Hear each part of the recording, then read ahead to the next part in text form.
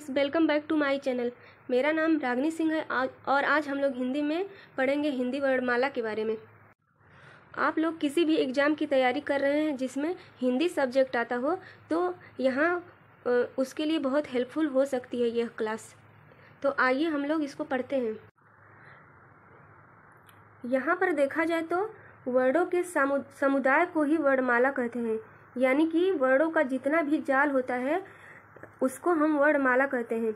हिंदी वर्णमाला में कुल 52 वर्ड होते हैं, यानी स्वर और व्यंजन को मिला के कुल 52 वर्ड होते हैं।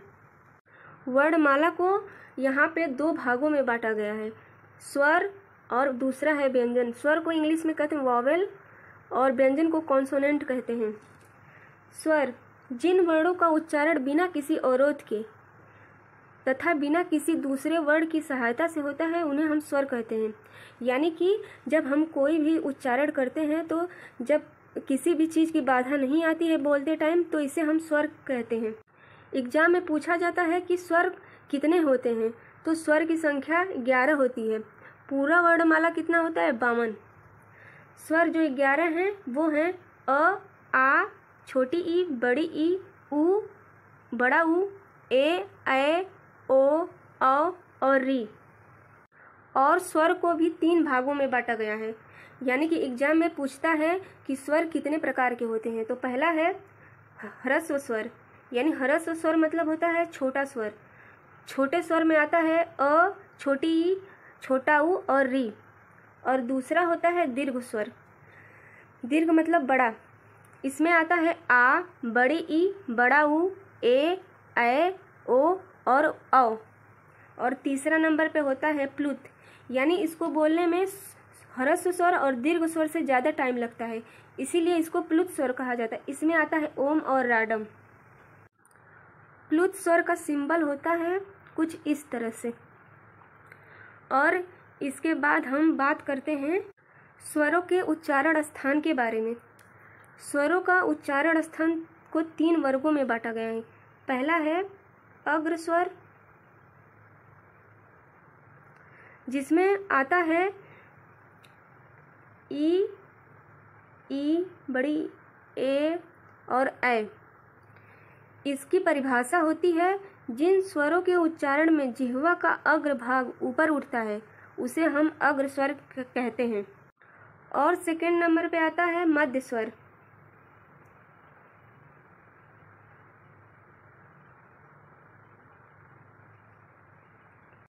मध्य स्वर में होता है जिन स्वरों के उच्चारण में जिह्वा समान अवस्था में रहती है, मध्य स्वर कहलाते हैं।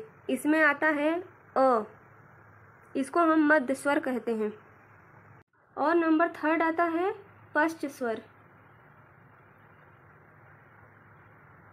पश्च स्वर जिन स्वरों के उच्चारण में जिह्वा का पश्च भाग यानी पीछे वाला भाग ऊपर उठता है उसे हम पश्च स्वर कहते हैं।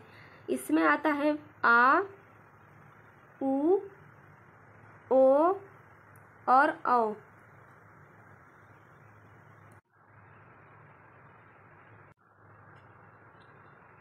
इसके आगे बात करते हैं व्यंजन की, यानी कि कॉन्सोनेंट की। स्वरों की सहायता से बोले जाने वाले वर्डों को ही हम व्यंजन कहते हैं, यानी कि जो हम स्वर की सहायता से बोलते हैं उसी को हम व्यंजन कहते हैं। व्यंजन की संख्या होती है 33। हमारे एग्जाम में क्वेश्चन बनते हैं कि कुल व्यंजनों की संख्या कितनी होती है, तो यहाँ पे आंसर हम लोग देते हैं 33। जैसे कि उदाहरण के तौर पे देखा जाए तो अगर क लिखना है तो हमको यहाँ पे स्वर की सहायता लेनी पड़ेगी, यानी कि इसका होगा क प्लस अ, तब मिलाकर होता है क। बात की जाए यहाँ पर व्यंजन के कितने प्रकार होते हैं, यहाँ पे व्यंजन के 6 प्रकार होते हैं। पहला होता है स्पर्श व्यंजन, यानी कि जिन व्यंजनों के उच्चारण में जिह्वा का कोई न कोई भाग मुख से किसी न किसी भाग को स्पर्श करता है तो उसको हम स्पर्श व्यंजन कहते हैं। यानी कि क से म तक पूरा मिला के होता है 25। इसी को हम लोग स्पर्श व्यंजन के नाम से जानते हैं। आगे बात की जाए तो इन्हें 5-5 वर्गों में विभाजित किया गया है, इसीलिए इसको वर्गीय व्यंजन के नाम से भी जाना जाता है। जैसे कि क से अंग तक यानी होता है, इसको कहते हैं क वर्ग। और च से इया तक, इसको कहते हैं च वर्ग। फिर उसके बाद है ट से अड़ तक, यानी इसको ट वर्ग कहते हैं। फिर त से न तक, इसको त वर्ग कहते हैं। फिर प से म तक, इसको प वर्ग बोलते हैं। सबको मिला के पूरा होता है 25। यानी कि क्वेश्चन बनता है यहाँ से कि स्पर्श व्यंजनों की संख्या कितनी होती है, तो आंसर देंगे 25। दूसरे नंबर पे आता है अनुनासिक व्यंजन। जिन व्यंजनों के उच्चारण में वायु नासिका मार्ग से निकलती है, यानी कि नाक से निकलती है, तो इसी को हम अनुनासिक व्यंजन के नाम से जानते हैं। जैसे होता है अंग, य, अड़, न और म, यानी कि यमंगड़नम, इसको हम अनुनासिक व्यंजन कहते हैं। यानी कि जितने भी स्पर्श व्यंजन हैं उसका लास्ट वाला जो होता है उसी को हम अनुनासिक व्यंजन के नाम से जानते हैं। नंबर 3 पे आता है अंतस्थ व्यंजन। अंतस्थ व्यंजन वह व्यंजन होता है जिनके उच्चारण में मुख बहुत संकुचित हो जाता है, यानी कि मुंह बहुत सिकुड़ जाता है और वायु स्वरों की भांति बीच से निकल जाती है। उस समय उत्पन्न होने वाली ध्वनि को ही हम अंतस्थ व्यंजन के नाम से जानते हैं। इनकी संख्या होती है 4। य, र, ल और व। नंबर 4 पे आता है ऊष्म व्यंजन।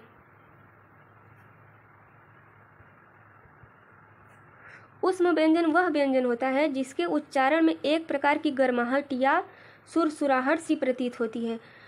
इसमें बोलते समय हमारी जो वायु है वो टकराती है, इसीलिए इसको ऊष्म व्यंजन के नाम से जानते हैं। इसकी संख्या होती है 4। तालव्य स, फिर स, फिर स, फिर ह, इसको हम ऊष्म व्यंजन के नाम से जानते हैं। नंबर 5 पे आता है उच्छिप्त व्यंजन। उच्छिप्त व्यंजन होता है जिन व्यंजनों के उच्चारण में जिह्वा की उल्टी हुई नोक तालु को छूकर झटके से हट जाती है, उन्हें उच्छिप्त व्यंजन कहते हैं। इनकी संख्या होती है 2, ड और ढ। यह वेरी वेरी इंपॉर्टेंट है। नंबर 6 की बात की जाए तो संयुक्त व्यंजन।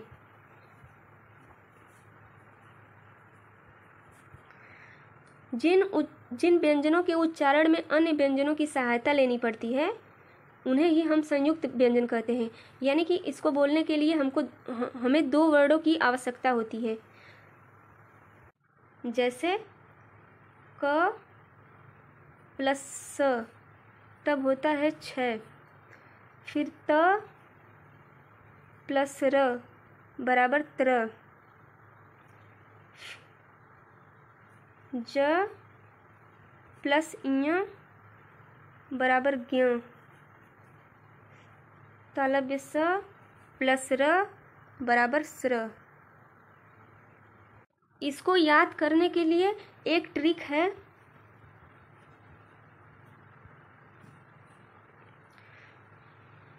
क स त र ज इया स र, यानी कि क स त र ज इया स र।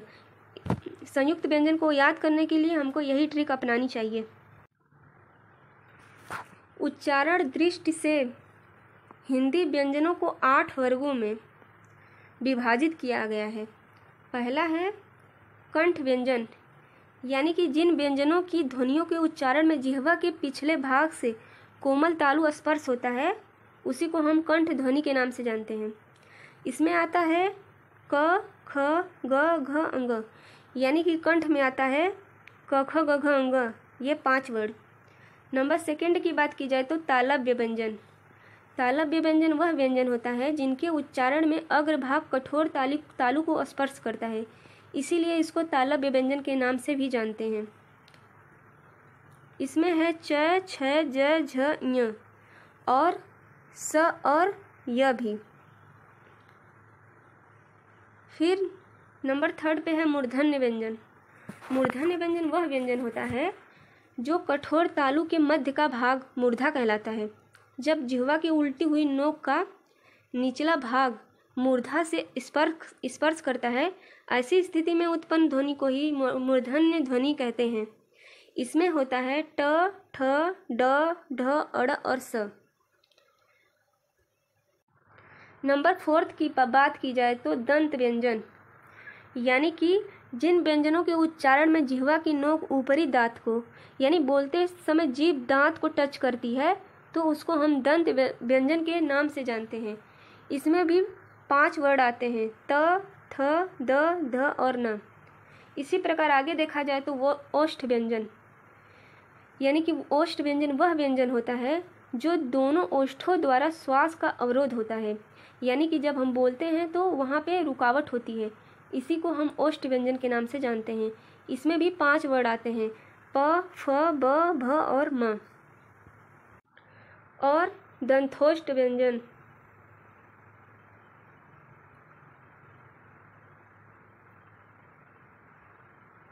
इसको बोलने के लिए उच्चारण में निचला ओष्ठ दांतों को स्पर्श करता है, इसी को हम दंथोष्ठ व्यंजन के नाम से जानते हैं।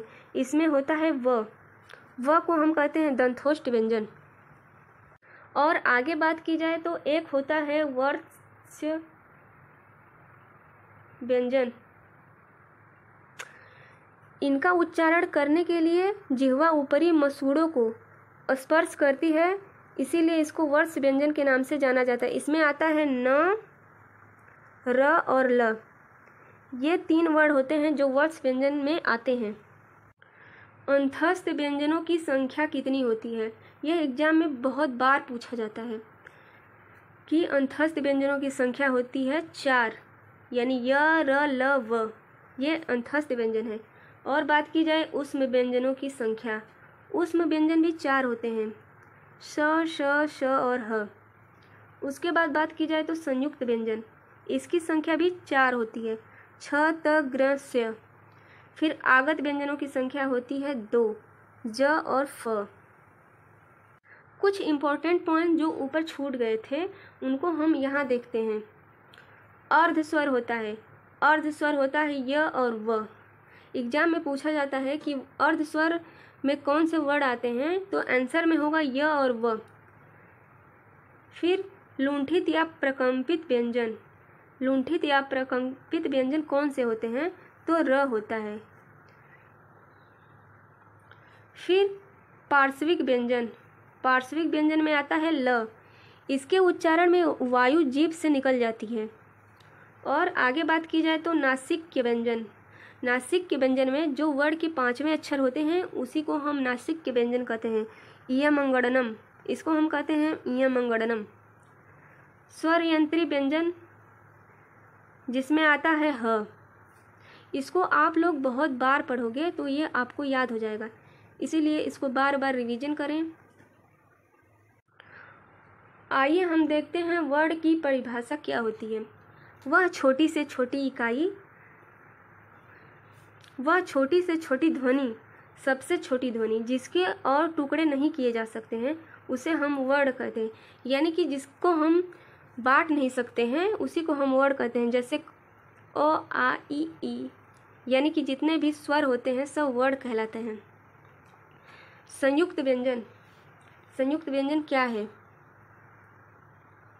वैसे तो जहाँ भी 2 अथवा 2 से अधिक व्यंजन मिल जाते हैं उसको ही हम संयुक्त व्यंजन कहते हैं, किंतु देवनागरी लिपि में संयोग के बाद रूप परिवर्तन हो जाने के कारण इन 3 को गिनाया गया है। यह 2-2 व्यंजनों से मिलकर ही बना है। क्षत्रज्ञ, क्षत्रज्ञ यानी कि क प्लस स से। एग्जाम में यहाँ पर बहुत मिस्टेक हो जाती है, जैसे दे देता है क प्लस स, यानी हलंत स पे लगा देता है, तो आप लोगों से ये गलती ना हो, इसीलिए यहाँ पर क पे लगाएं हलंत। और आगे भी बात की जाए तो ज्ञ मिलके बनता है ज और य से, यानी इससे बनता है ज्ञान। फिर उसके बाद है त्र, यानी कि तर, इसको कहते हैं नक्षत्र, यानी कि क सतर ज य सर। इस ट्रिक से हम इसको याद कर सकते हैं। अयोगवाह वर्ड क्या होता है? अंग और अह अयोगवाह वर्ड कहलाते हैं। एग्जाम में पूछा जाता है कि अयोगवाह वर्ड कितने होते हैं, तो अयोगवाह वर्ड होते हैं 2, अनुस्वार और विसर्ग। अनुस्वार ये होता है, विसर्ग ये होता है। अनुस्वार क्या होता है? स्वर के बाद बोला जाने वाला हलंत अर्धध्वनि अनुस्वार कहलाता है, यानी कि प्रपंच, कंठ, छंद आदि। यानी कि यहाँ पे जो ऊपर बिंदु सा लगा है उसे ही हम अनुस्वार कहते हैं। और उसके बाद बात की जाए तो विसर्ग की। विसर्ग यानी बगल में जो लगता है। महाप्राण सूचक एक स्वर है, जैसे प्रातः, अतः, संभवतः आदि। कभी कभी एग्जाम में पूछा जाता है संवृत और विवृत के बारे में कि ये संवृत और विवृत स्वर क्या हैं। संवृत स्वर के उच्चारण में मुख द्वारा सकरा हो जाता है, यानी मुख द्वार सकरा हो जाता है। ये संख्या में 4 होते हैं, छोटी ई, बड़ी ई, छोटा ऊ और बड़ा ऊ। इसको हम संवृत के नाम से जानते हैं। और फिर है अर्धसंवृत स्वर। अर्धसंवृत स्वर के उच्चारण में मुख द्वारा कम सकरा होता है, मुख द्वार कम सकरा होता है। ये संख्या में 2 ही होते हैं, ए और वो। इसको हम अर्धसंवृत स्वर कहते हैं। और एक होता है विवृत स्वर। इसके उच्चारण में मुख द्वार पूरा खुला होता है, यानी बोलते टाइम मुख पूरा खुलता है। ये संख्या में 2 होते हैं, आ और आ। इस प्रकार हमारा वर्णमाला खत्म होता है। यहाँ पर क्वेश्चन ऐसे बनते हैं, आइए हम क्वेश्चन के माध्यम से इसको देखते हैं। जैसे क्वेश्चन बनता है कि हिंदी में कुल कितने व्यंजन हैं। नंबर फर्स्ट है 36, नंबर सेकंड है 33, नंबर थर्ड है 35, नंबर फोर्थ है 34। यहाँ पे आंसर होगा बी, यानी कि 33। हमारे वर्णमाला में व्यंजनों की संख्या है 33 और स्वर हैं 11, यानी कि 11। और पूरा वर्णमाला है 52, यानी कि 52। अगला क्वेश्चन है यह कैसा व्यंजन है। यह यहाँ पे जैसे भी क्वेश्चन करा रही हूँ ठीक इसी प्रकार एग्जाम में पूछे जाते हैं। क्वेश्चन है यह कैसा व्यंजन है, तो यह है अंतस्थ व्यंजन। अंतस्थ व्यंजन की संख्या होती है 4, य, व, र, ल। और अगला क्वेश्चन है स्पर्श वर्ड, यानी स्पर्श वर्ड की संख्या कितनी है। 23, 24, 25। तो स्पर्श वर्डों की संख्या है 25। जितने भी क से म तक पूरा मिला के 25 वर्ड है। इसी को हम स्पर्श व्यंजन के नाम से जानते हैं। और एग्जाम में पूछता है व व्यंजन का उच्चारण स्थान। तो व व्यंजन का उच्चारण स्थान है केवल व दंतोष्ठ, यानी इसको बोलते हैं दंत्योष्ठ। और भाषा की सबसे छोटी इकाई कौन है। यानी क्वेश्चन बनता है कि भाषा की सबसे छोटी इकाई क्या है, तो यह है वर्ड। वर्ड भाषा की सबसे छोटी इकाई है। क्वेश्चन बनता है कि हिंदी में स्वरों की संख्या।